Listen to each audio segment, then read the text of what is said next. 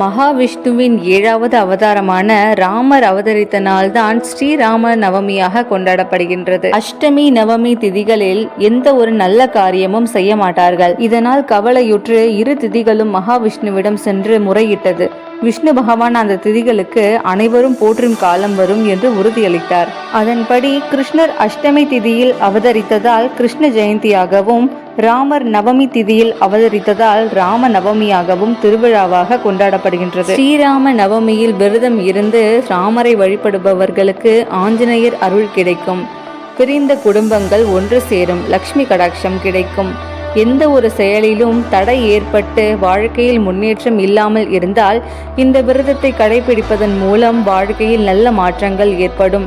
ஸ்ரீராம ஜெயம் என்ற மந்திரத்தை 108 அல்லது 1008 முறை எழுதவும் சொல்லவும் வேண்டும். ஸ்ரீராமா ஸ்ரீராமா ஸ்ரீராமா என்று 3 முறை உச்சரிப்பதால் அழிந்து மனதில் அமைதியும் மகிழ்ச்சியும் உண்டாகும். ஸ்ரீராம நாமம் ஜெபிப்பது, கேட்பது மற்றும் எழுதுவது மிகுந்த புண்ணியத்தை தரும். ராமாயணம் படிக்க முடியாதவர்கள் ஸ்ரீராமா ஸ்ரீராமா என்று சொன்னாலே ராமாயணம் படித்த புண்ணியம் கிடைக்கும். உங்களுக்கு ராமர் பிடிக்கும்னா அப்படியே நம்ம ஓம் ஸ்ரீ தெய்வ அருள் சேனலை சப்ஸ்கிரைப் பண்ணிட்டு கமெண்ட்ஸில் ஸ்ரீராம ஜெயம்னு டைப் பண்ணிடுங்க.